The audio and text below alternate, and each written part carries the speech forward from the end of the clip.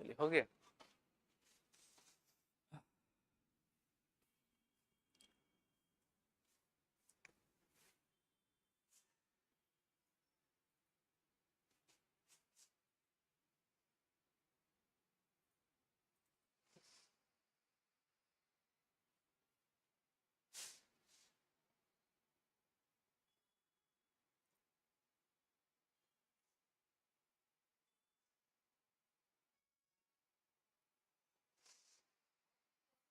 Start हो गया। Join तो ज्वाइन कर दीजिए।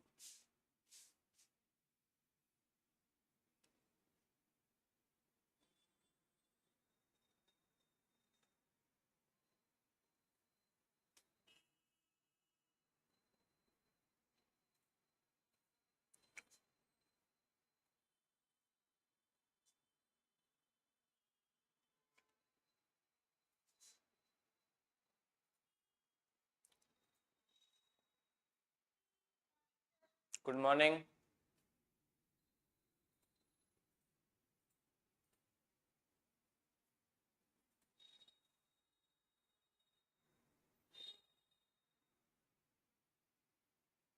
वो थोड़ा सा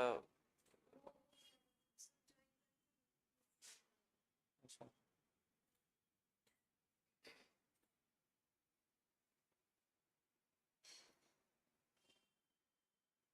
पूरा आ रहा है इसमें, पूरा तो नहीं आ रहा है।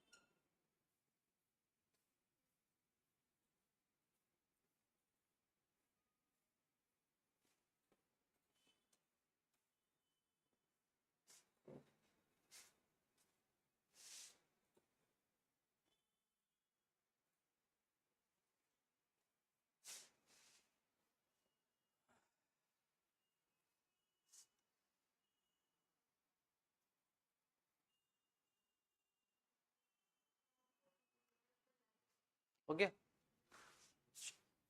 चलिए गुड मॉर्निंग स्टूडेंट, आज हम लोग sexual reproduction in flowering plants का लेक्चर नंबर 3 स्टार्ट करेंगे। और लेक्चर 3 स्टार्ट करने से पहले लास्ट क्लास में जो भी पढ़ाए हैं उसको एक बार रिवाइज करेंगे, ठीक है। तो लास्ट क्लास में हम लोग बात किए थे कि फ्लावर का डेवलपमेंट कैसे हुआ है। हम लोग बोले थे कि फ्लावर का जो डेवलपमेंट है, कुछ फ्लोरल चेंजेस हुआ था वेजिटेटिव बर्ड में, जिसको वो कन्वर्ट किस में हो गया, वो फ्लोरल बर्ड में। और उसके बाद फ्लावर का डेवलपमेंट हुआ, calyx, Corolla, androecium and gynoecium का फॉर्मेशन हुआ। तो ये जो गाइनोशियम, कैलेक्स, कैरोला, एंड्रोशियम और गाइनोशियम जो बना, तो इसको हम लोग अलग अलग चेंजेस स्टेप वाइज हम लोग पढ़ रहे हैं। हम लोग बोले कि 3 तरह का चेंजेस हम लोग को पढ़ना है इस चैप्टर में। प्री फर्टिलाइजेशन इवेंट, दूसरा नंबर फर्टिलाइजेशन इवेंट, और तीसरा नंबर पोस्ट फर्टिलाइजेशन इवेंट। तो अभी हमारा कौन सा इवेंट चल रहा है? हमारा अभी प्री फर्टिलाइजेशन इवेंट चल रहा है। और प्री फर्टिलाइजेशन इवेंट में हम लोग फर्स्ट नंबर टॉपिक पे हैं अभी, pre fertilization event. Pre fertilization event, pre fertilization में हम लोग फर्स्ट नंबर टॉपिक पढ़ चुके हैं, structure of stamen. Structure of stamen में लास्ट क्लास में हम लोग बात किए थे फिलामेंट के बारे में। स्टामेन का 2 पार्ट होता है। एक पार्ट हम लोग बोले कि एक पार्ट ये इसका फिलामेंट है और दूसरा पार्ट ये इसका एंथर है, ठीक है। यहाँ पे बोले फिलामेंट और दूसरा पार्ट बोले एंथर, जिसमें से लास्ट क्लास में हम लोग फिलामेंट के बारे में बात कर चुके थे। फिलामेंट के बारे में बोले कि ये जो फिलामेंट है इसका 2 एंड होता है। एक एंड को, ऊपर वाले एंड को बोलते हैं डिस्टल एंड, और नीचे वाले एंड को बोलते हैं प्रॉक्सिमल एंड। डिस्टल एंड और नीचे वाले को बोलते हैं प्रॉक्सिमल एंड, ठीक है। अब ये जो डिस्टल एंड है वो किससे कनेक्टेड होता है? आप लोग कॉपी देखिए और बताइए डिस्टल एंड किससे कनेक्टेड होता है। आवाज आ रही है? आवाज आ रही है? लास्ट क्लास में हमने पढ़ाया है डिस्टल एंड किससे कनेक्टेड होता है। डिस्टल एंड कनेक्टेड होता है, जैसे कि एक फ्लावर जब हम लोग बनाते हैं तो फ्लावर का ये पार्ट है, इस पार्ट में बोले ये थैलेमस होता है, और थैलेमस से यहाँ पे ये इस तरह से स्ट्रक्चर फॉर्म हुआ है। तो यहाँ पे बोले ये जो डिस्टल एंड है वो कनेक्टेड होता है एंथर से, और प्रॉक्सिमल एंड होता है कनेक्टेड थैलेमस से या फिर पेटल से। यही बोले थे ना लास्ट क्लास में, ठीक है। अब देखिए यहाँ पे फिलामेंट के बारे में तो हम लोग पढ़ लिए। आज हमारा सेकंड टॉपिक स्टार्ट होगा, लिखिएगा एंथर। आज हम लोग एंथर के बारे में पढ़ेंगे, डिटेल में पढ़ेंगे कि एंथर में क्या होता है, कितना लोब होता है, कितना माइक्रोस्पोरेंजिया होता है, ये सब पढ़ेंगे। ठीक है, यहाँ तक क्लियर है आप लोग को? यहाँ तक सब अगर क्लियर है तो अब आप लोग हेडिंग लिखिए एंथर। अब एंथर के बारे में क्या लिख सकते हैं कि जो एंथर है वो बाइलोब्ड स्ट्रक्चर होता है। कितना लोब स्ट्रक्चर है एंथर के पास? एंथर के पास दो लोब होता है। ये हो गया लोब 1 और ये हो गया लोब 2। ठीक है, एंथर के पास कितना लोब होता है? एंथर के पास दो लोब होता है, जिसमें से इसको बोल दिए लोब नंबर 1 और इसको बोल दिए लोब नंबर 2। ठीक है, अब यहाँ पे क्या करेंगे, एंथर के बारे में देखेंगे कि जब एक एंथर को हम लोग, जैसे कि एंथर के पास 4 थीका प्रेजेंट होता है, मतलब 4 कॉर्नर या फिर चेंबर बोल सकते हैं, 4 चेंबर प्रेजेंट है और उस 4 चेंबर में क्या प्रेजेंट है, यहाँ पे इसको बोलेंगे थीका। ये क्या है? ये चेंबर है एक थीका, ये भी एक थीका है, ये भी एक थीका है और ये भी एक थीका है। ठीक है, और इस थीका में क्या प्रेजेंट होता है? इस थीका में प्रेजेंट होता है माइक्रोस्पोरेंजिया। इस तरह से यहाँ पे माइक्रोस्पोरेंजिया प्रेजेंट होता है।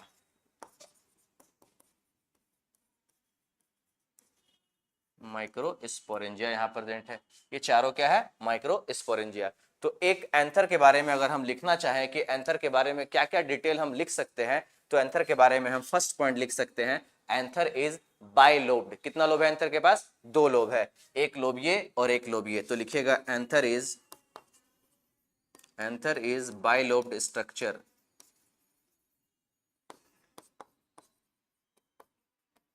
ठीक है, इसको लिखिए, यहां तक लिखिए आप लोग। आवाज आ रहा है क्लियर? आवाज क्लियर आ रहा है? एक बार थम्स अप कर दीजिए आप लोग। यहां तक सब क्लियर है तो एक बार थम्स अप कर दीजिए।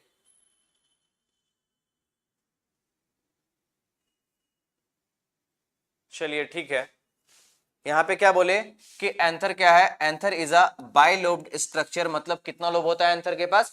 एंथर के पास दो लोब होता है। और जब इस एंथर को हम ट्रांसवर्सली डाइसेक्ट करते हैं तो एंथर कुछ इस तरह से हम लोग को दिखता है, जहां पे एंथर के पास कितना थीका प्रेजेंट है? 4 थीका होता है, एक थीका, दो थीका, तीन थीका और 4 थीका। इधर वाला हो गया, इधर हो गया एक लोब, इधर हो गया दूसरा लोब। और एक लोब में कितना थीका है? एक लोब में दो थीका है, एक ये थीका और एक ये थीका। अगर इधर बोलते हैं तो यहाँ पे एक स्ट्रक्चर प्रेजेंट होता है जिसको बोलते हैं कनेक्टिव। वो कनेक्टिव के बारे में बताएंगे अभी। और यहाँ पे ये जो स्ट्रक्चर है लॉन्गिट्यूडनल ग्रूव बोलते हैं इसको। ये क्या है? Longitudinal groove.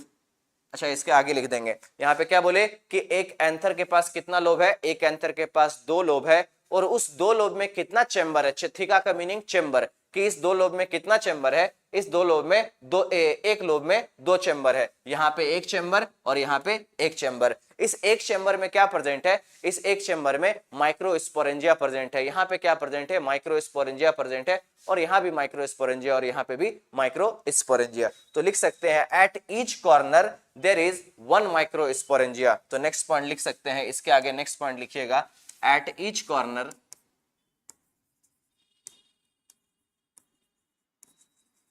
one microsporangia is present.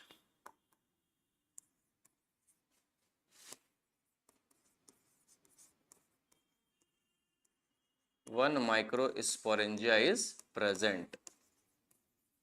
ठीक है, क्या बोले कि एट ईच कॉर्नर कितना माइक्रोस्पोरेंजिया है? हर कॉर्नर पे एक माइक्रोस्पोरेंजिया प्रेजेंट है। सबसे पहला नंबर बात बोले कि एक एंथर कैसा होता है? एक एंथर दो लोब स्ट्रक्चर होता है, जिसके पास दो लोब है, एक ये लोब और एक ये लोब। जब इस एंथर को हम लोग डाइसेक्ट करते हैं, इस एंथर को जब काटते हैं, तो एंथर का स्ट्रक्चर हमको कुछ इस प्रकार से दिखता है। और इसमें क्या क्या प्रेजेंट है? यहाँ पे 4 चेंबर प्रेजेंट है। उस चेंबर को हम लोग थीका बोल रहे हैं। और हर थीका में क्या प्रेजेंट है? हर थीका में एक माइक्रोस्पोरेंजिया प्रेजेंट है। तो वही यहाँ पे हम लिख दिए हैं कि eight each corner one microsporangia is present. तो बोल सकते हैं a typical anther is bilobed and डाइथिकस structure which is tetrasporangiate. तो लिख सकते हैं अ टिपिकल, यहां पे लिख दीजिएगा अ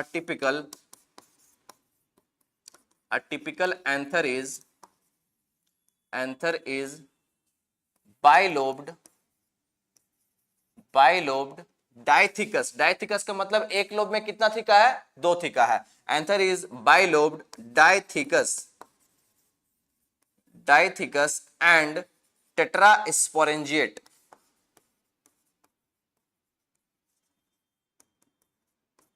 टेट्रास्पोरेंजिएट का मतलब क्या कि इस पूरे एंथर में कितना स्पोरेंजिया प्रेजेंट है, 4 स्पोरेंजिया प्रेजेंट है, इसीलिए यहाँ पे लिखे हैं टेट्रास्पोरेंजिएट। टेट्रा का मतलब 4 और स्पोरेंजिएट का यहाँ पे मीनिंग आ रहा है कि स्पोरेंजिया, माइक्रो स्पोरेंजिया। कितना स्पोरेंजिया प्रेजेंट है, 4 स्पोरेंजिया प्रेजेंट है। इसीलिए एक एंथर के बारे में हम लोग क्या बोलते हैं कि एक एंथर बाइलोब्ड होता है, एक एंथर डाइथिकस होता है। डाइथिकस का मतलब कि एक लोब में कितना चैम्बर, एक लोब में ये एक चैम्बर और ये एक दूसरा चैम्बर, तो इसको हम लोग थीका बोलते हैं कि एक लोब में 2 थीका है। इसीलिए यहां पे लिखे हैं कि एक typical anther is bilobed, डाइथिकस and tetrasporangiate. Tetrasporangiate का मतलब कि एक एंथर में कितना स्पोरेंजिया प्रेजेंट है, एक एंथर में 4 स्पोरेंजिया प्रेजेंट है, इसीलिए यहां पे लिखे हैं it is a tetrasporangiate structure. तो एग्जाम में पूछा जा सकता है कि एंथर इज बाइलोब्ड, टेट्रास्पोरेंजिएट और डाइथिकस, या फिर इसमें ट्राइस्पोरेंजिएट भी बोल सकता है। तो एक एंथर कितना स्पोरेंजिएट है, 4 स्पोरेंजिएट है, मतलब कि एक एंथर में 4 स्पोरेंजिया प्रेजेंट है। अब हम लोग कुछ आगे देखते हैं। अब हम लोग नेक्स्ट बात करेंगे एंथर, या फिर लिख सकते हैं यंग एंथर। यंग, कि जब एंथर यंग होता है तो उसके अंदर स्ट्रक्चर क्या होता है, कैसा होता है, वो हम लोग देख सकते हैं। जैसे मान लो यहाँ पे ये एक एंथर बना देते हैं, ये फिलामेंट है, ये स्टामेन। जब इसको हम लोग यंग एंथर का स्ट्रक्चर देखते हैं तो यंग एंथर में 4 लेयर प्रेजेंट होता है। इस तरह से यहाँ पे ये 4 लेयर प्रेजेंट है।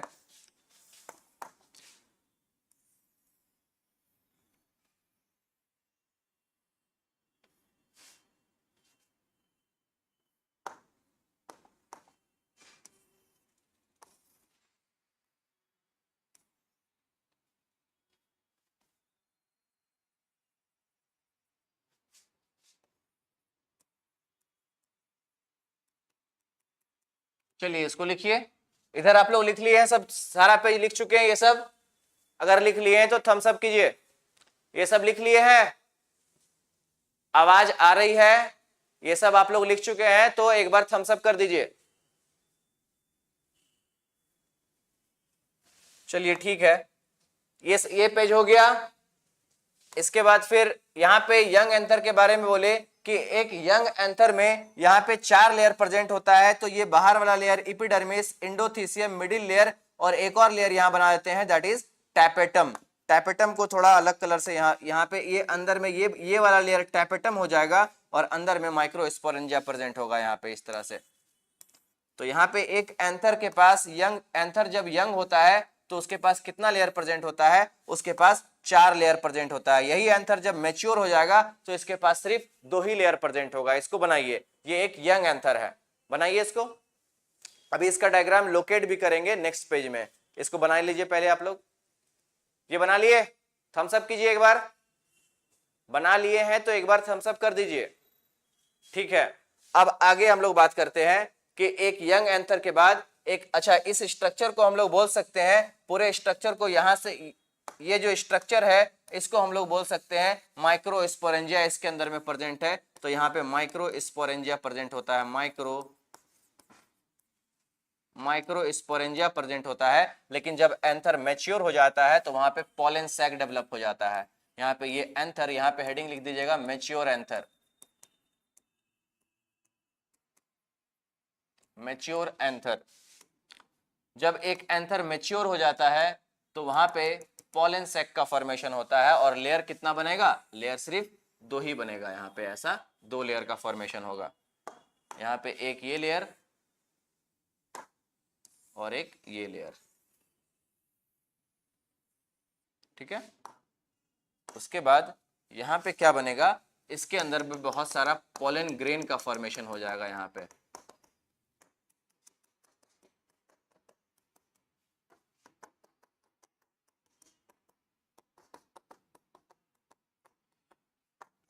और इस स्ट्रक्चर को हम लोग बोलते हैं पॉलन सैक। क्या बोलते हैं?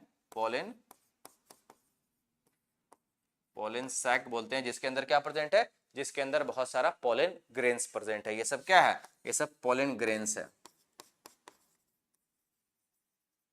Pollen grains. चलिए इसको बनाइए आप लोग, ये स्ट्रक्चर बनाइए।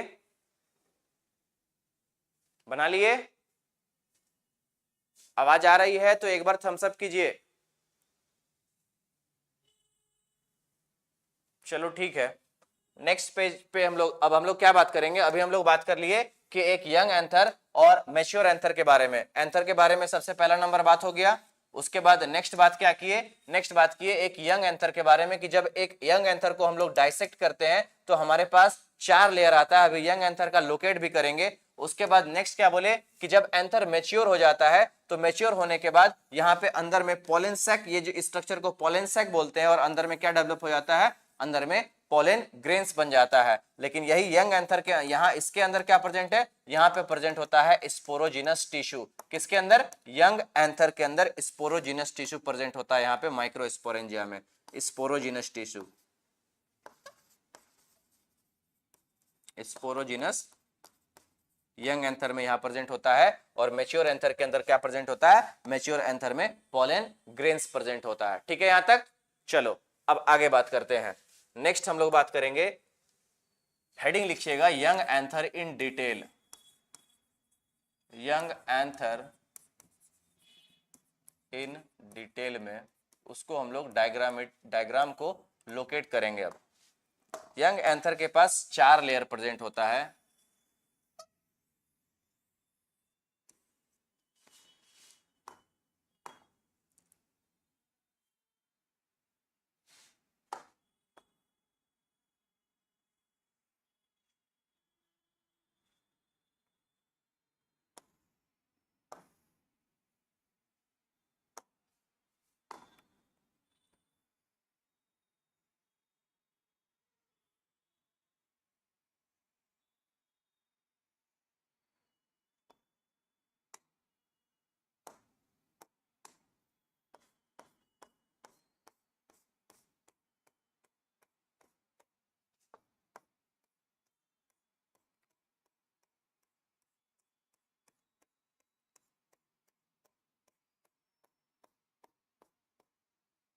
ये सबसे बाहर वाला लेयर हुआ जिसको बोलते हैं इपिडर्मिस।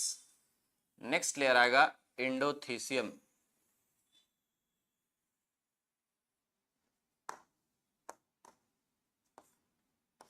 ये थोड़ा सा लार्जर सेल होता है, इसके पास लार्जर सेल प्रेजेंट है यहाँ पे, इसीलिए सेल थोड़ा बड़ा बड़ा बना रहे हैं, ये लार्जर सेल है। ठीक है, उसके बाद इपिडर्मिस, एंडोथीसियम, फिर आएगा मिडिल लेयर, ये हो जाता है मिडिल लेयर, और यहाँ पे टैपेटम प्रेजेंट होता है अंदर में एक।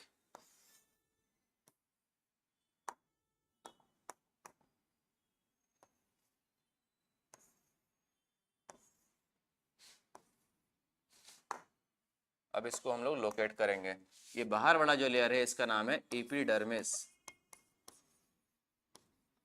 एपिडर्मिस। नेक्स्ट लेयर का नाम है एंडोथीसियम,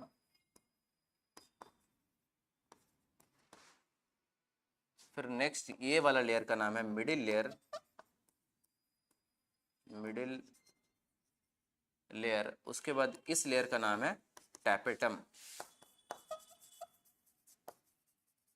और टैपेटम के अंदर में क्या प्रेजेंट है, टैपेटम के अंदर में ये जो पिंक कलर का बना है ये है माइक्रोस्पोरेंजिया, माइक्रोस्पोरेंजिया। चलिए इसको बनाइए। ये एक यंग एंथर में कितना लेयर है, सबसे आउटर मोस्ट लेयर एपिडर्मिस, उसके बाद एंडोथीसियम, फिर उसके बाद मिडिल लेयर, और उसके बाद टैपेटम। समझ बात आया। और टैपेटम के अंदर में यहाँ पे क्या स्ट्रक्चर प्रेजेंट है, माइक्रोस्पोरेंजिया इसी को बोलते हैं, जिसके अंदर स्पोरोजिनस टिश्यू पाया जाता है, जिससे पोलन ग्रेन का फॉर्मेशन होगा। अभी चलिए इस चीज को बनाइए आप लोग। हो गया, ये बना लिए। चलो अब इसके बाद हम लोग नेक्स्ट एक एक करके सब डिटेल में इसके बारे में लिख सकते हैं, इसके बारे में लिखेंगे, सबके बारे में एक एक पॉइंट लिख लेंगे। ठीक है, तो सबसे फर्स्ट नंबर हेडिंग लगाइएगा एपिडर्मिस। फर्स्ट नंबर है एपिडर्मिस। एपिडर्मिस में हम लोग लिख सकते हैं आउटर मोस्ट लेयर,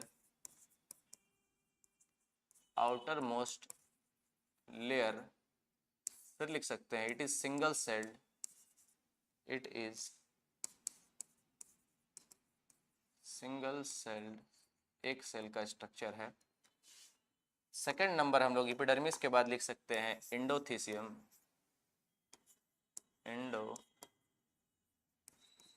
एंडोथीसियम में लिख सकते हैं it has larger cell,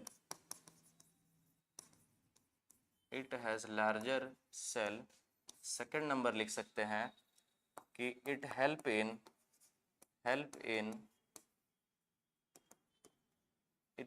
dehiscence of anther to release pollen grain, anther to release pollen grain। चलिए इसको लिखिए। फर्स्ट नंबर बोले एपिडर्मिस, एपिडर्मिस क्या है? आउटर मोस्ट लेयर है। एंडोथीसियम के बारे में एक और बात लिख सकते हैं, it is inner to epidermis, लिख दीजिए इट इज इनर टू, मतलब एपिडर्मिस के अंदर में है, inner to epidermis, it is inner to epidermis. लिखिए इसके बारे में। हो गया, ये लिख लिए हैं। चलो अब आगे बात करते हैं, ठीक है। तो पहला नंबर क्या बोले? एपिडर्मिस। दूसरा नंबर बोले एंडोथीसियम। एपिडर्मिस के बारे में क्या बोले? It is the outer most layer, it is single celled. फिर क्या बोले? Endothecium it is inner to epidermis, it has larger cell. फिर बोले it help in dehiscence of anther. अभी बताएंगे डिहाइसेंस क्या होता है। जब एंथर मैच्योर हो जाता है तो एंथर के अंदर में पोलन ग्रेन प्रेजेंट होता है, उस पोलन ग्रेन को बाहर निकालेंगे तभी तो जाकर के वो किसी फीमेल प्लांट में जाके लैंड करेगा। तो एंथर का डिहाइसेंस करना पड़ता है। वो डिहाइसेंस का मतलब कि जो पोलन एंथर जो है वो मैच्योर होने के बाद उसको खोलना पड़ेगा, और एंथर जब खुलेगा तो इस प्रोसेस को बोलते हैं डिहाइसेंस ऑफ एंथर। किस लिए डिहाइसेंस हो रहा है? एंथर ये ओपन क्यों हो रहा है एंथर? ताकि जो अंदर में पोलन ग्रेन बना है वो बाहर निकले, ताकि पॉलिनेशन हो पाए। समझ में बात आया? अब हम लोग बात करेंगे आगे एपिडर्मिस, एंडोथीसियम। नेक्स्ट हमारा कौन सा लेयर था? Middle layer. नेक्स्ट लिखिएगा तीसरा number, middle layer. Middle layer में हम लोग बात करेंगे कि it is 1 to 3 sailed thick, मतलब 1 से 3 लेयर का सेल का थिकनेस होता है इसके पास। उसके बाद नेक्स्ट हम लोग लिख सकते हैं कि epidermis plus endothecium plus middle layer, ये तीनों मिल करके क्या करता है? ये तीनों मिल करके एंथर को प्रोटेक्शन करता है और एंथर का डिहाइसेंस करता है। मतलब जो पोलन ग्रेन अंदर में बना है उस पोलन ग्रेन को रिलीज भी करवाना पड़ेगा। तो ये रिलीज कौन करवा रहा है? डिहाइसेंस कौन करवा रहा है? ये तीनों मिल करके यही काम कर रहा है, प्रोटेक्ट कर रहा है एंथर को, और एंथर का डिहाइसेंस कर रहा है ताकि अंदर जो पोलन ग्रेन बना है वो बाहर निकल सके। तो लिख सकते हैं प्रोटेक्शन, और दूसरा नंबर लिख सकते हैं dehiscence of anther, dehiscence of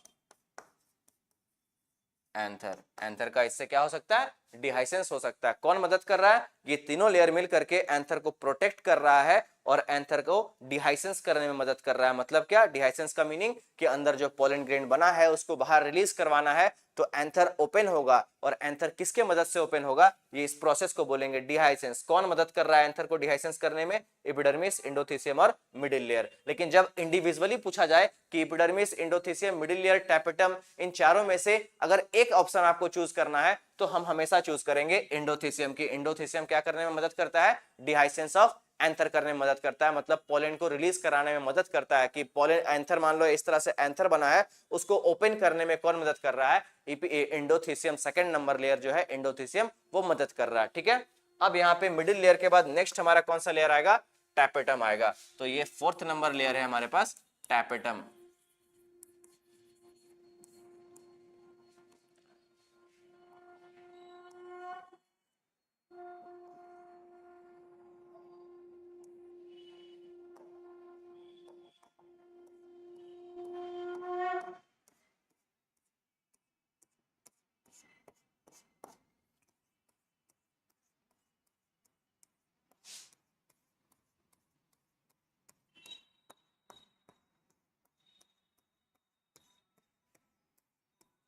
ये जो अंदर में बना रहे हैं ये सब क्या है? ये सब स्पोरोजिनस टिश्यू है, स्पोरोजिनस टिश्यू बना दिए। ठीक है, यहां तक क्लियर है? यहां तक सब चीज क्लियर है तो एक बार थम्स अप कर दीजिए आप लोग। क्लियर है यहां तक?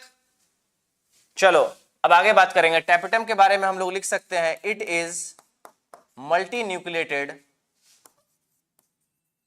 मल्टी न्यूक्लिएटेड, इट हैज, इसके पास जो न्यूक्लियस प्रेजेंट है एक से ज्यादा न्यूक्लियस है, इसीलिए लिखे हैं मल्टी न्यूक्लिएटेड। तो एग्जाम में आपसे पूछा जाएगा टैपेटम इज यूनि न्यूक्लिएटेड और मल्टी न्यूक्लिएटेड, तो आंसर क्या करना है, टैपेटम इज मल्टी न्यूक्लिएटेड और बाई न्यूक्लिएटेड भी, बाई न्यूक्लिएटेड भी बोल सकते हैं, मतलब दो न्यूक्लियस, मतलब एक से ज्यादा न्यूक्लियस है, दो भी हो सकता है या दो से ज्यादा हो सकता है। तो एक पॉइंट और लिख लीजिए, इट इज मल्टी न्यूक्लिएटेड और बाई न्यूक्लिएटेड,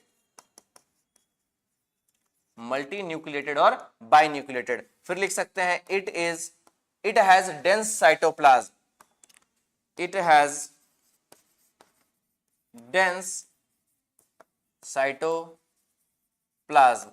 उसके बाद और एक पॉइंट क्या लिख सकते हैं, लिख सकते हैं कि ये प्रोवाइड करता है नरिशमेंट, इसके बाद यहां पे लिख देते हैं, ठीक है, it provide nourishment,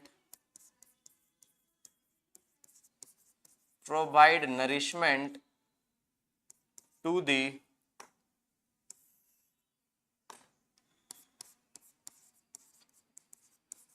provide nourishment to the developing pollen, to the developing pollen।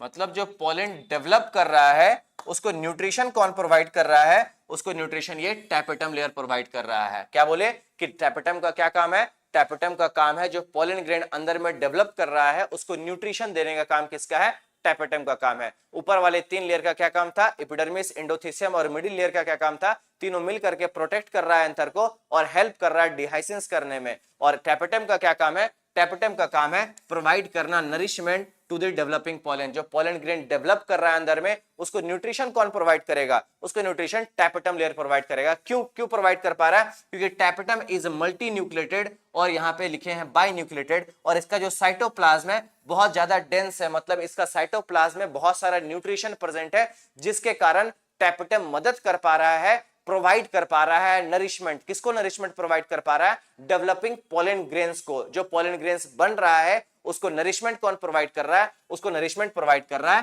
Tapetum layer, जो सबसे इनर मोस्ट लेयर है किसका, एंथर का। एंथर के पास कितना लेयर बोले, epidermis, endothecium, middle layer and tapetum, जिसमें से टैपेटम का क्या काम था, टैपेटम का काम है नरिशमेंट प्रोवाइड करना to the developing pollen grains. ठीक है, यहां तक टैपेटम के बारे में लिखे, टैपेटम कैसा है, मल्टी न्यूक्लिएटेड है या फिर बाई न्यूक्लिएटेड है, मतलब इसके पास जो न्यूक्लियस प्रेजेंट है वो दो भी हो सकता है या दो से ज्यादा हो सकता है। इसका साइटोप्लाज्म कैसा है, इसके सेल के अंदर जो साइटोप्लाज्म है वो कैसा है, बहुत ज्यादा डेंस है, मतलब इसके पास बहुत ज्यादा न्यूट्रिशन प्रेजेंट है साइटोप्लाज्म में। ठीक है, यहां तक लिखिए इसको। अब इसको लिखिए आप लोग, 1 मिनट में हमारे, इसको लिखिए।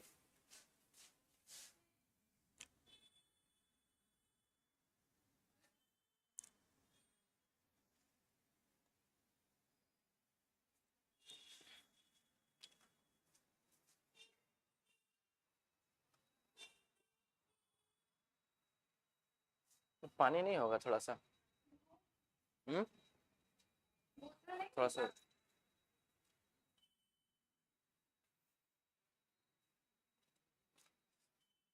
ठीक है, लिख लिए इसको।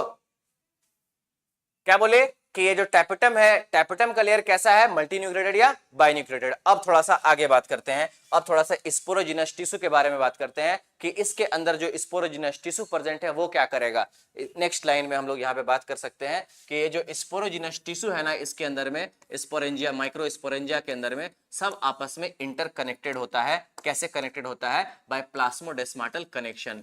इस तरह से आपस में सब इंटरकनेक्टेड है, सबका साइटोप्लाज्म आपस में कैसा है, कनेक्टेड है। इसको बोलेंगे प्लाज्मोडेस्माटल कनेक्शन। ये सब क्या बनाए हैं, ये सब बनाए हैं स्पोरोजिनस टिश्यू। स्पोरोजिनस टिश्यू कहां प्रेजेंट है, स्पोरोजिनस टिश्यू माइक्रो स्पोरेंजिया में, ये जो अंदर में प्रेजेंट है इसी के बारे में बात कर रहे हैं कि यहाँ पे जो अंदर में जो स्पोरोजिनस टिश्यू है सब आपस में कैसा होता है, इंटरकनेक्टेड होता है।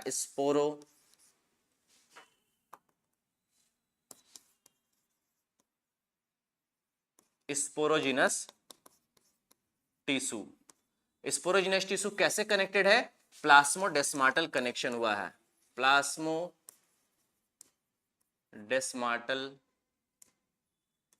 कनेक्शन। मतलब क्या कि जो स्पोरोजिनस टिश्यू अंदर में प्रेजेंट है माइक्रोस्पोरेंजिया के अंदर में, सो वो सब आपस में कैसे कनेक्टेड होता है, वो सब आपस में साइटोप्लाज्म उसका प्लाज्मोडेस्माटल कनेक्शन होता है। मतलब कि इनका ये इस स्पोरोजिनस टिश्यू का और इस स्पोरोजिनस टिश्यू का जो साइटोप्लाज्म है आपस में कैसे कनेक्टेड है, इंटरकनेक्टेड है। इस कनेक्शन को हम लोग बोलते हैं प्लाज्मोडेस्माटल कनेक्शन। समझ में बात आया हम क्या बोले कि जो माइक्रोस्पोरेंजिया के अंदर में स्पोरोजिनस टिश्यू प्रेजेंट है वो सब आपस में इंटरकनेक्टेड है, उनका साइटोप्लाज्म आपस में कनेक्टेड है। तो क्या करना पड़ेगा, इस कनेक्शन को हमें ब्रेक करना पड़ेगा। अभी इसका नाम क्या है, अभी इसका नाम बोल रहे हैं स्पोरोजिनस टिश्यू। अब क्या होगा कि अब इस कनेक्शन को ब्रेक करके एक लेयर का डेवलपमेंट होगा जिसको बोलेंगे कैलोज लेयर। क्या बोलेंगे, इस कनेक्शन इसके ऊपर एक लेयर डेवलप हो जाएगा जिसको बोलेंगे हम लोग कैलोज लेयर। वो एक केमिकल है जो कि कैलोज लेयर डेवलप करने से ये प्लाज्मोडेस्माटा कनेक्शन ब्रेक हो जा रहा है। जो इस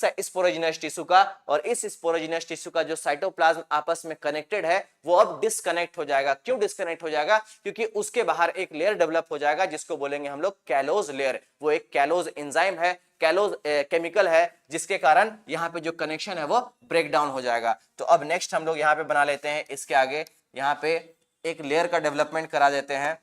ये स्पोरोजिनस टिश्यू ये व्हाइट कलर का बना है यहाँ पे, ठीक है। ये स्पोरोजिनस टिश्यू तो बना दिए, लेकिन स्पोरोजिनस टिश्यू के बाहर में एक लेयर का डेवलपमेंट होगा जिसको हम लोग बोले कैलोज लेयर, ठीक है। इस तरह से एक कैलोज लेयर का फॉर्मेशन हो गया।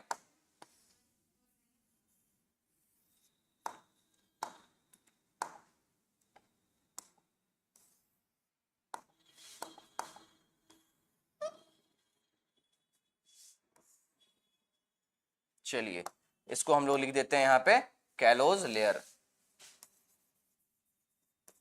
कैलोज लेयर, ठीक है। कैलोज लेयर जैसे ही डेवलप हुआ तो ये कनेक्शन क्या हो गया, ब्रेक हो गया। फिर से बता रहे हैं, नेक्स्ट हम लोग अभी बात किसके बारे में कर रहे हैं कि जो इस माइक्रोस्पोरेंजिया के अंदर में स्पोरोजिनस टिश्यू होता है वो सब आपस में उनका साइटोप्लाज्म आपस में इंटरकनेक्टेड है। उस कनेक्शन को हम लोग बोलते हैं प्लाज्मोडेस्माटल कनेक्शन। तो हुआ क्या कि स्पोरोजिनस टिश्यू के बीच ये कनेक्शन को ब्रेक करने के लिए एक लेयर डेवलप हो गया उसके बाहर में, उस लेयर का नाम पड़ा कैलोज लेयर। और कैलोज लेयर यहाँ पे डेवलप हो जाने से जो कनेक्टेड स्पोरोजिनस टिश्यू आपस में जो कनेक्टेड है वो अब डिस्कनेक्ट हो गया है, ठीक है यहाँ तक। अब आगे बात करते हैं, डिस्कनेक्ट होने के बाद यहाँ पे क्या होगा, नेक्स्ट लाइन में हम लोग देख लेते हैं कि इस पेज को यहां से अब बात करेंगे, ठीक है। ये जो कैलोज लेयर डेवलप हुआ है इसके बाद बात करेंगे यहाँ पे। चलो यहाँ पे कैलोज लेयर बना दे रहे फिर से।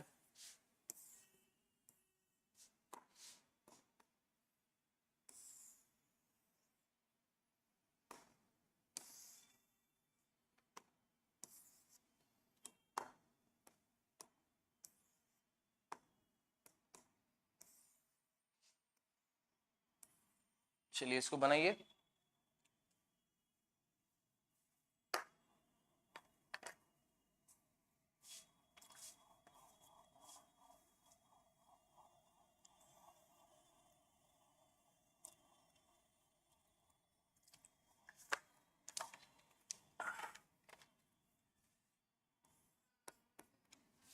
अच्छा इसका अब नाम क्या हम लोग बोल सकते हैं, अब इन सेल को हम लोग बोल सकते हैं पीएमसी।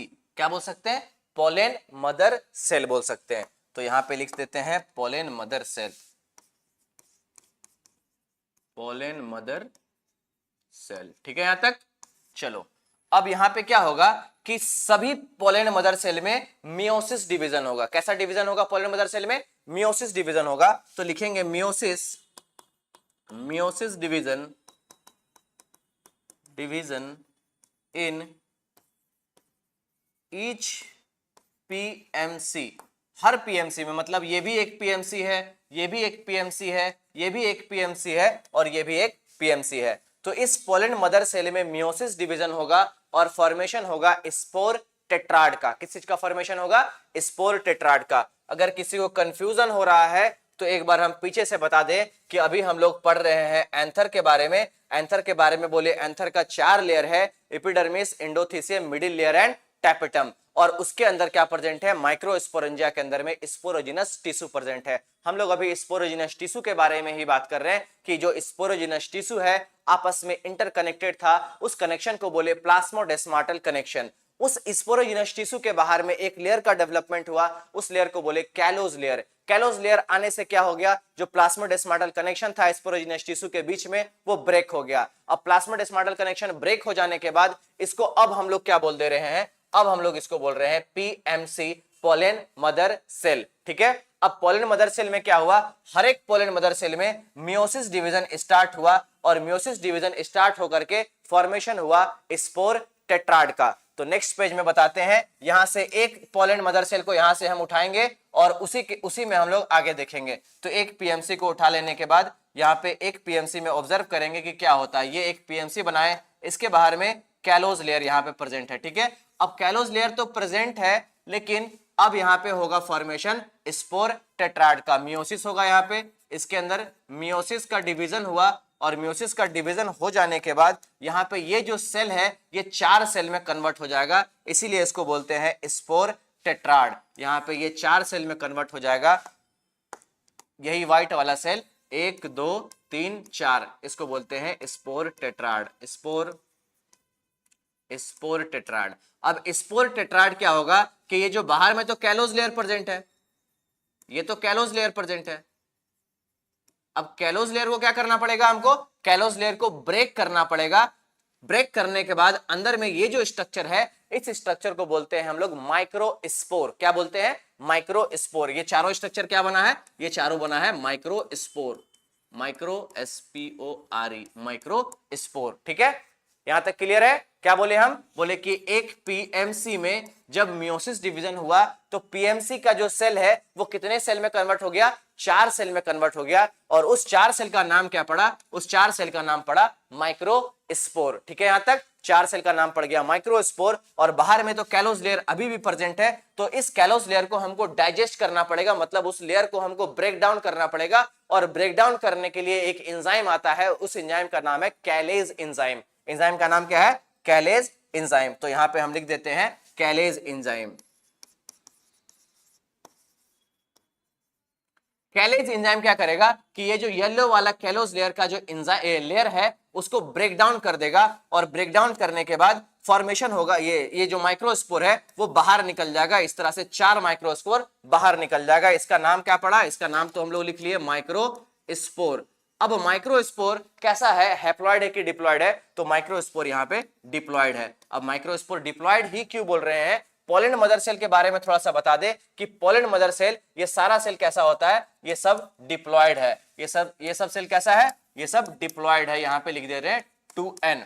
लेकिन अब यहाँ पे पोलन मदर सेल में मियोसिस डिवीजन फर्स्ट क्लास से बता रहे हैं कि जब मियोसिस डिवीजन होता है तो अगर डिप्लॉइड सेल होता है तो वो किसमें कन्वर्ट हो जाता है, हैप्लॉइड सेल में। तो ये पोलन मदर सेल एक डिप्लॉइड सेल था, इसके अंदर इसमें हुआ मियोसिस डिवीजन। तो जब मियोसिस डिवीजन हुआ तो पोलन मदर सेल 4 माइक्रोस्पोर में कन्वर्ट हो गया। इसको, इस स्ट्रक्चर को तो बोले स्पोर टेट्राड, लेकिन अंदर में यहाँ पे जो सेल बना है इसका नाम है माइक्रोस्पोर। ठीक है, इस पूरे एक स्ट्रक्चर को बोले स्पोर टेट्राड, अंदर में जो सेल प्रेजेंट है इसको बोले माइक्रोस्पोर। इस स्पोर टेट्राड में क्या करना है कि अब इस कैलोज लेयर को ब्रेक डाउन करना है, तो कैलोज लेयर, कैलेज, यहाँ पे कैलेज एंजाइम आएगा। कैलेज एंजाइम क्या करेगा, इस येलो वाले लेयर को ब्रेक डाउन कर देगा, और ब्रेक डाउन करने के बाद ये जो 4 सेल है वो सब 4 सेल क्या हो जाएगा, बाहर निकल जाएगा। यहाँ पे मियोसिस किए हैं, इसीलिए माइक्रोस्पोर अंदर में जो सेल बना सब कैसा बना, सब हैप्लॉइड इन नेचर बना। ठीक है, यहां तक क्लियर हो गया।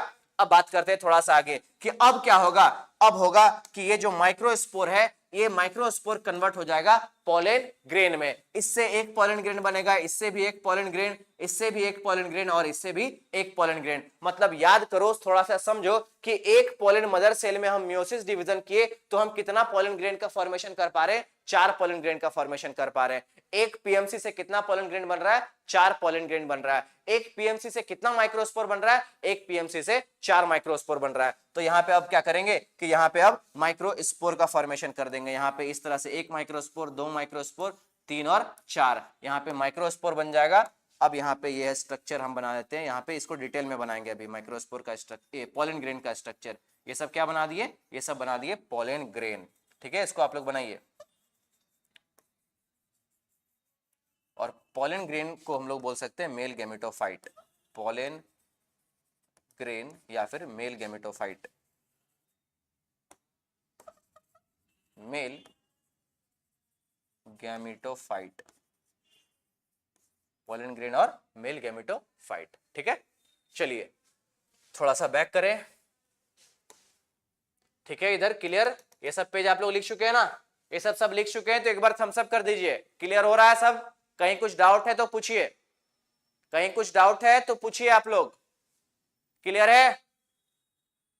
चलो ठीक है, अब हम लोग क्या बोल, यहाँ पे नेक्स्ट क्या बात करेंगे कि यहाँ पे पोलन ग्रेन का डेवलपमेंट देखेंगे। यहाँ तो डायरेक्ट अभी बताए हैं कि 4 माइक्रोस्पोर बना है और चारों माइक्रोस्पोर किस में कन्वर्ट हो जाएगा, पोलन ग्रेन में, और पोलन ग्रेन को ही बोलते हैं male gametophyte. Pollen grain is not a male gamete, pollen grain male gamete नहीं है, पोलन ग्रेन को हम लोग बोलते हैं मेल गैमेटोफाइट। ठीक है,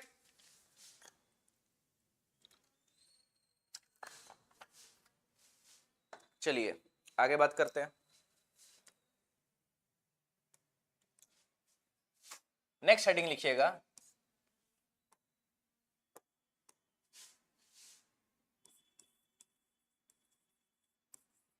डेवलपमेंट ऑफ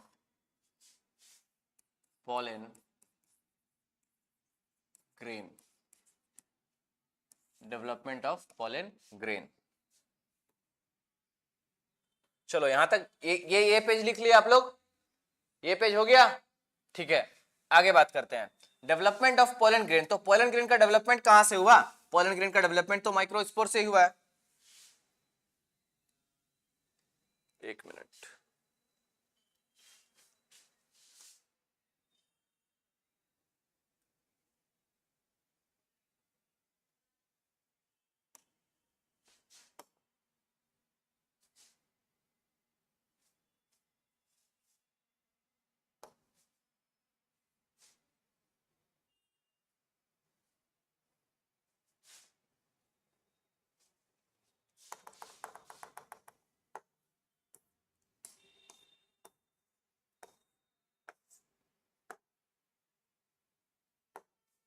हाँ तो हम लोग देख रहे हैं development of pollen grain.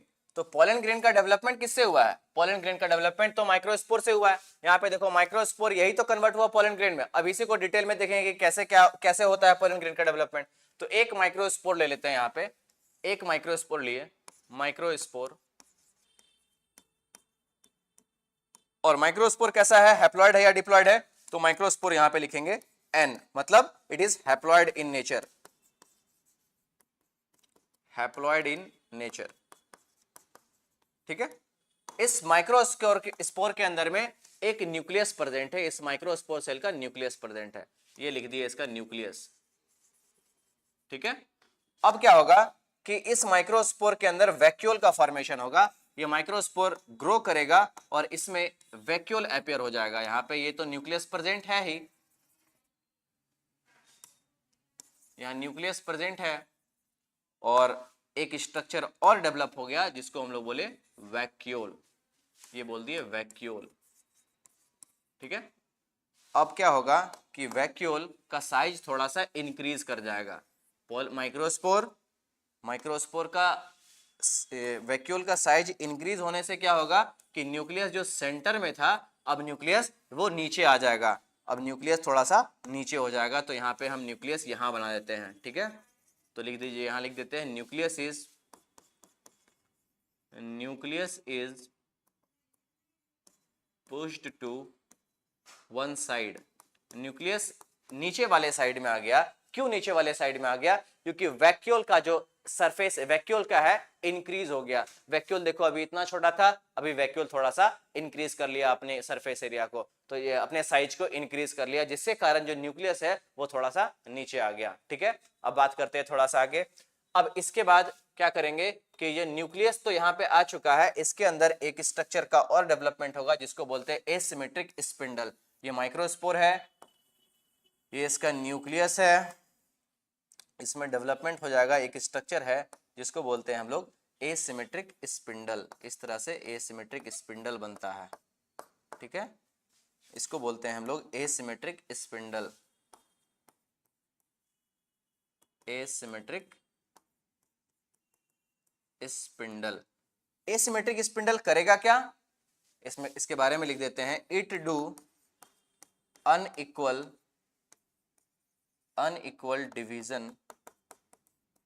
Division of cytoplasm. Cytoplasm को अनइक्वली क्या करेगा, डिवाइड कर देगा। क्या बोले हम, फर्स्ट नंबर स्ट्रक्चर से आ जाओ। यहाँ पे बोले कि एक माइक्रोस्पोर है। हम लोग क्या पढ़ रहे हैं कि डेवलपमेंट ऑफ पोलन ग्रेन, किससे पोलन ग्रेन बन रहा है, माइक्रोस्पोर से पोलन ग्रेन बन रहा है। तो पोलन ग्रेन यहाँ पे बोले कि पोलन ग्रेन के अंदर माइक्रोस्पोर के अंदर यहाँ न्यूक्लियस प्रेजेंट है, न्यूक्लियस यहाँ पे न्यूक्लियस प्रेजेंट है। अब एक स्ट्रक्चर और आ गया जिसको बोले वैक्यूल। वैक्यूल अपने साइज को इंक्रीज कर लिया जिसके कारण न्यूक्लियस थोड़ा सा नीचे हो गया। अब नेक्स्ट स्टेज में क्या हुआ कि यहाँ पे एक और नया स्ट्रक्चर डेवलप हो गया जिसको बोले एसिमेट्रिक स्पिंडल। एसिमेट्रिक स्पिंडल क्या करेगा, इस साइटोप्लाज्म को अनइक्वली डिवाइड कर देगा। एसिमेट्रिक स्पिंडल क्या करेगा, साइटोप्लाज्म को अनइक्वली डिवाइड कर देगा। तो इसके बाद एक स्ट्रक्चर और बनेगा यहाँ पे। तो यहाँ पे इसके बाद एक स्ट्रक्चर और हम बना देते हैं। सेलेक्ट करके इसको थोड़ा छोटा कर ले।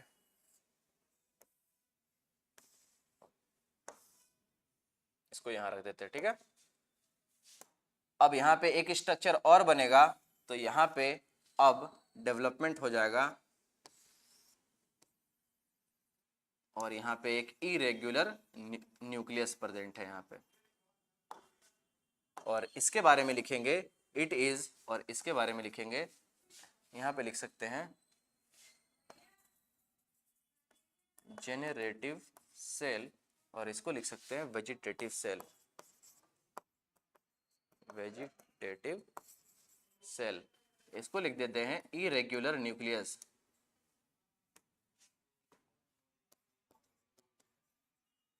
इरेग्युलर न्यूक्लियस, ठीक है।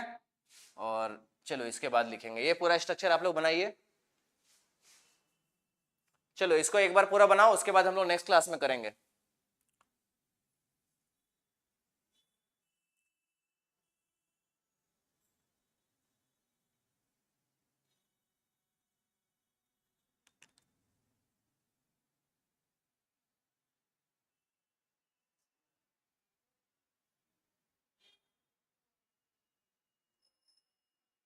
चलो हो गया, बना लिए। तो देखो एक बार फिर से बता दे इसके बारे में, क्या पढ़ रहे हैं, माइक्रोस्पोर से पोलन ग्रेन का फॉर्मेशन पढ़ रहे हैं। माइक्रोस्पोर था, माइक्रोस्पोर के अंदर न्यूक्लियस प्रेजेंट है। अब न्यूक्लियस तो यहाँ प्रेजेंट है बट एक नया स्ट्रक्चर आया जिसको क्या बोले, वैक्यूल। वैक्यूल अपने साइज को इंक्रीज कर लिया जिसके कारण जो न्यूक्लियस बीच में था अब न्यूक्लियस थोड़ा सा नीचे हो गया। अब न्यूक्लियस नीचे हो गया, नेक्स्ट स्टेज में क्या हुआ कि एक नया स्ट्रक्चर का डेवलपमेंट हुआ इसके अंदर, इसको क्या बोले, एसिमेट्रिक स्पिंडल। और एसिमेट्रिक स्पिंडल करेगा क्या कि इसके साइटोप्लाज्म को अनइक्वली डिवाइड कर देगा। तो यहाँ पे लिखे है कि एसिमेट्रिक स्पिंडल में लिखे it do unequal division of cytoplasm. Cytoplasm को अनइक्वली डिवाइड कर देगा। उसके बाद ये साइटोप्लाज्म, ये क्या है, ये जो रीजन है ये सब क्या है, ये सब साइटोप्लाज्म है। तो ये एसिमेट्रिक स्पिंडल कर क्या रहा है, एसिमेट्रिक स्पिंडल साइटोप्लाज्म को अनइक्वली डिवाइड कर रहा है। अब अनइक्वली जब डिवाइड किया तो यहाँ पे दो सेल का फॉर्मेशन हुआ, एक सेल को बोले जेनरेटिव सेल और एक सेल को बोले वेजिटेटिव सेल। वेजिटेटिव सेल के अंदर में जो न्यूक्लियस प्रेजेंट है वो इरेग्युलर न्यूक्लियस प्रेजेंट है, ठीक है। मतलब कि प्रॉपर न्यूक्लियस नहीं है, वो विदाउट एनी शेप है, इरेगुलर है न्यूक्लियस, यहाँ पे इरेगुलर शेप का है। और यहाँ पे एक जेनरेटिव सेल है, इसका शेप कैसा है, इसका स्पिंडल शेप है। जेनरेटिव सेल कैसा होता है, स्पिंडल शेप। अब एक स्ट्रक्चर और बच गया है यहाँ पे, इसके बाद एक स्टेज और आएगा। तो आप लोग कॉपी में इसके बाद ही बनाना, इसके बाद कंटिन्यू करना, ठीक है। तो एक स्टेज और बनाने के लिए हम इसको कॉपी कर लेते हैं या तो फिर नेक्स्ट पेज में बनाते हैं, ठीक है। इसके बाद कंटिन्यू करेंगे, यहां से हम एक स्टेज और बनाएंगे।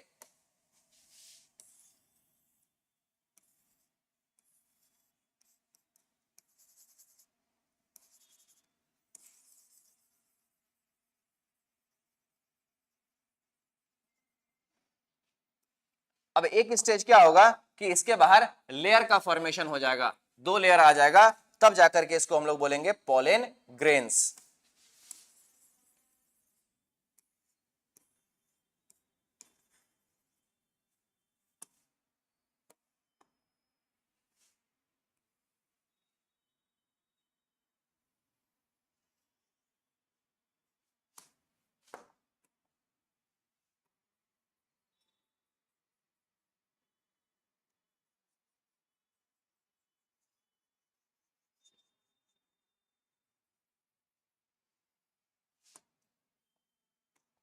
इस लेयर का नाम है एक्साइन, इस लेयर का नाम है इंटाइन, और ये हो गया इसका प्लाज्मा मेम्ब्रेन।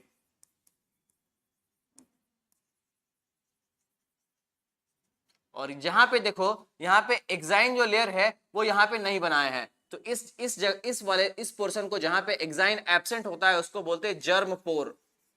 जर्म पोर, जहां पे एक्साइन एब्सेंट होता है उसको क्या बोलते हैं? जर्म पोर। ठीक है, उसके बाद ये कौन सा स्ट्रक्चर है? इसको बोले जेनरेटिव, इसको बोल दिया जेनरेटिव सेल।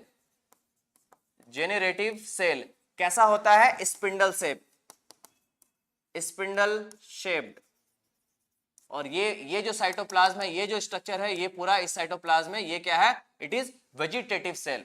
तो यहां पे लिख देते हैं वेजिटेटिव सेल, वेजिटेटिव सेल। उसके बाद ये क्या है? जेनरेटिव सेल का न्यूक्लियस है, nucleus of generative cell. Generative cell का ये न्यूक्लियस हो गया। ठीक है, तो इस स्ट्रक्चर को क्या बोलते हैं? इस स्ट्रक्चर को हम लोग बोलते हैं पॉलन ग्रेन या फिर मेल गैमेटोफाइट। ये एक प्रॉपर मैच्योर्ड पॉलन ग्रेन है। कितना सेल है इसके पास? एक सेल का नाम है जेनरेटिव सेल और एक सेल का नाम है वेजिटेटिव सेल। कितना सेल है यहाँ पे? 2 सेल है। तो यहाँ पे नीचे लिख दीजिएगा पॉलन ग्रेन और मेल गैमेटोफाइट। यहां लिख दीजिएगा इसके बारे में, पॉलन ग्रेन का स्ट्रक्चर है ये, पॉलन ग्रेन या मेल गैमेटोफाइट।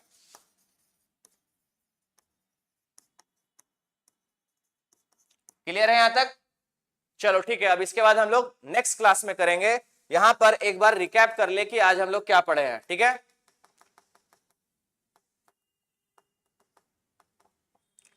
चलो बात किए, सबसे पहला नंबर बात किए प्री फर्टिलाइजेशन इवेंट में। लास्ट क्लास में हम लोग स्टार्ट किए थे स्ट्रक्चर ऑफ स्टामेन पढ़ना, जिसमें से फर्स्ट स्ट्रक्चर पहले पढ़ लिए थे। फिलामेंट के बारे में बोले कि इसका 2 एंड है, distal end and proximal and.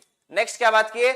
Anther के बारे में बोले कि एंथर इज बाइलोब्ड स्ट्रक्चर, एक लोब इधर एक लोब इधर, और इस एक लोब में क्या प्रेजेंट है? 2 थीका प्रेजेंट है, एक थीका यहाँ एक थीका यहाँ। थीका मतलब चेंबर, कि एक चेंबर यहाँ प्रेजेंट है, एक चेंबर यहाँ है, एक चेंबर यहाँ है और एक चेंबर यहाँ है। और उस चेंबर में क्या प्रेजेंट है? उस चेंबर में माइक्रोस्पोरेंजिया प्रेजेंट है। तो यहाँ पे इस चेंबर में एक माइक्रोस्पोरेंजिया, इस चेंबर में एक माइक्रोस्पोरेंजिया। तो एंथर के बारे में हम लोग क्या लिख सकते हैं कि a typical anther is bilobed. Anther कैसा होता है? 2 लोब का स्ट्रक्चर है। कैसा है? डाइथिकस, एक लोब में कितना थीका है? 2 थीका है। और कैसा है? टेट्रास्पोरेंजिएट, मतलब कितना स्पोरेंजिया प्रेजेंट है एक एंथर में? एक एंथर में 4 स्पोरेंजिया प्रेजेंट है। नेक्स्ट क्या बात किए? नेक्स्ट बात किए यंग एंथर के बारे में, कि एक यंग एंथर में 4 लेयर प्रेजेंट होता है, जैसे कि epidermis, endothecium, middle layer and tapetum. और एक मैच्योर एंथर में सिर्फ 2 ही लेयर प्रेजेंट होता है, epidermis and endothecium. Next class में हम लोग यंग एंथर और मैच्योर एंथर के डिफरेंस भी लिखेंगे कि क्या क्या डिफरेंस है। ठीक है, आगे बात की हम लोग यंग एंथर का ये लेयर बनाए, epidermis, endothecium, middle layer, tapetum, और अंदर में क्या प्रेजेंट है? माइक्रोस्पोरेंजिया प्रेजेंट है। नेक्स्ट हम लोग बात किए एपिडर्मिस के बारे में, बोले कि it is the outer most layer. Endothecium के बारे में बोले it is inner to epidermis, ये लार्जर सेल होता है। किस चीज में मदद करता है? Dehiscence of anther. Dehiscence of anther का मतलब कि जब एंथर मैच्योर हो जाता है, उसके अंदर पोलन ग्रेन डेवलप हो जाता है, तो उस पोलन ग्रेन को बाहर निकालना पड़ेगा। तो पोलन ग्रेन को बाहर निकालने में मदद कौन कर रहा है? पोलन ग्रेन को बाहर निकालने में एंडोथीसियम मदद कर रहा है, और इसको बोलते हैं dehiscence of anther to release pollen grain. Pollen grain को, एंथर को हम लोग एंथर को ओपन करना पड़ेगा, तभी तो पोलन ग्रेन बाहर निकलेगा, और इसी को बोलते हैं डिहाइसेंस ऑफ एंथर। नेक्स्ट क्या बात की हम लोग? नेक्स्ट बात की मिडिल लेयर के बारे में, कि मिडिल लेयर करता क्या है? मतलब मिडिल लेयर क्या है? 1 to 3 सेल्स थिक है, मतलब कि 1 से 3 लेयर का थिक सेल है। और एपिडर्मिस, एंडोथीसियम, मिडिल लेयर तीनों मिल करके क्या करता है? तीनों मिल करके प्रोटेक्शन करता है और डिहाइसेंस ऑफ एंथर करता है। नेक्स्ट क्या बात किए? नेक्स्ट बोले टैपेटम के बारे में। ये बहुत ज्यादा इंपॉर्टेंट है टैपेटम के बारे में, कि टैपेटम क्या है? It provide nourishment to the developing pollen. Tapetum सबसे इनर मोस्ट लेयर है, वो नरिशमेंट प्रोवाइड कर रहा है पोलन ग्रेन को। जो पोलन ग्रेन डेवलप हो रहा है उसको न्यूट्रिशन कौन दे रहा है? उसको न्यूट्रिशन टैपेटम दे रहा है, क्योंकि टैपेटम का न्यूक्लियस कैसा होता है? मल्टी न्यूक्लिएटेड और बाइन्यूक्लिएटेड। साइटोप्लाज्म कैसा होता है? डेंस साइटोप्लाज्म, मतलब इसके साइटोप्लाज्म में बहुत सारा क्या प्रेजेंट है? बहुत सारा न्यूट्रिशन प्रेजेंट है। नेक्स्ट क्या बात की हम लोग? नेक्स्ट बात किए स्पोरोजिनस टिश्यू जो प्रेजेंट होता है माइक्रोस्पोरेंजिया के अंदर में, वो आपस में इंटरकनेक्टेड होता है और उस कनेक्शन को बोलते हैं प्लाज्मोडेस्माटल कनेक्शन। वो प्लाज्मोडेस्माटल कनेक्शन क्या है कि एक स्पोरोजिनस टिश्यू दूसरे स्पोरोजिनस टिश्यू का साइटोप्लाज्म आपस में कनेक्टेड है और इस कनेक्शन को बोल रहे हैं हम लोग प्लाज्मोडेस्माटल कनेक्शन। लेकिन होता क्या है कि इस प्लाज्मोडेस्माटल कनेक्शन को हमें ब्रेक करना है, जिसके ब्रेक करने के लिए एक लेयर का डेवलपमेंट होता है जिसको बोलते हैं कैलोज लेयर। कैलोज लेयर जैसे इसके ऊपर डेवलप कर जाएगा तो ये जो कनेक्शन है वो क्या हो जाएगा, वो कनेक्शन ब्रेक हो जाएगा। अब कनेक्शन ब्रेक होने के बाद फिर नेक्स्ट क्या करेंगे, कनेक्शन ब्रेक होने के बाद अब इसको क्या हम नाम दे दिए, इसको बोल दिए पोलेन मदर सेल। इसके पहले क्या बोल रहे थे, स्पोरोजिनस टिश्यू। अब स्पोरोजिनस टिश्यू के ऊपर जो कैलोज लेयर डेवलप हो गया तो उसको अब हम क्या बोल रहे हैं, उसको हम बोल रहे हैं pollen mother cell. Pollen mother cell कैसा होता है, it is diploid in nature. ठीक है, तो ये सब क्या बन गया, ये सब बन गया pollen mother cell. Next stage में क्या होगा, नेक्स्ट पेज में बोले कि ये जो पोलेन मदर सेल है इसमें मियोसिस डिवीजन स्टार्ट हुआ और मियोसिस डिवीजन स्टार्ट होने से क्या बना, इस सेल के ये जो सेल है व्हाइट वाला ये कन्वर्ट हो गया 4 सेल में और फॉर्मेशन कर लिया माइक्रोस्पोर का। कितना माइक्रोस्पोर बना, 4 माइक्रोस्पोर बना। और इस एक स्ट्रक्चर को क्या बोलते हैं, स्पोर टेट्राड। तो आपको याद क्या रखना है कि एक पोलेन मदर सेल से हम कितना पोलेन ग्रेन बना सकते हैं, एक पोलेन मदर सेल से हम 4 पोलेन ग्रेन बना सकते हैं। एक पोलेन मदर सेल से हम कितना माइक्रोस्पोर बना सकते हैं, इससे हम कितना बना सकते हैं, 4 माइक्रोस्पोर बना सकते हैं और स्पोर टेट्राड 1 बना सकते हैं। देखो एक पीएमसी था, स्पोर टेट्राड कितना बना, 1। तो एक पीएमसी से एक स्पोर टेट्राड और एक पीएमसी से 4 माइक्रोस्पोर और एक पीएमसी से 4 पोलेन ग्रेन। ठीक है, अब देखो क्या होगा कि यहाँ पे ये जो कैलोज लेयर बना हुआ था इसको डाइजेस्ट करने के लिए एक नया एंजाइम आया जिसका नाम पड़ा कैलेज एंजाइम। कैलेज एंजाइम इस लेयर को ब्रेक कर देगा और अंदर में जो 4 सेल प्रेजेंट है वो क्या हो जाएगा, बाहर निकल जाएगा। अब 4 सेल बाहर निकल गया, इसका नाम तो हम लोग यहीं पे लिख लिए माइक्रोस्पोर। अब माइक्रोस्पोर डेवलप करेगा किसमें, पोलेन ग्रेन्स में। इसी का डेवलपमेंट अभी हम लोग पढ़ रहे हैं कि माइक्रोस्पोर से पोलेन ग्रेन कैसे बना है। तो वही अभी जस्ट ये जो हम लोग पढ़ रहे हैं डेवलपमेंट ऑफ पोलेन ग्रेन किससे बना है, माइक्रोस्पोर से बना है। माइक्रोस्पोर क्या हुआ, इसका न्यूक्लियस यहाँ प्रेजेंट है, यहाँ पे एक स्ट्रक्चर डेवलप हुआ वैक्यूल। वैक्यूल अपने साइज को इंक्रीज किया और साइज को इंक्रीज करने के कारण क्या हुआ, न्यूक्लियस थोड़ा सा नीचे आ गया। नेक्स्ट क्या बोले, इसके अंदर एक नया स्ट्रक्चर का डेवलपमेंट हुआ जिसको बोले एसिमेट्रिक स्पिंडल।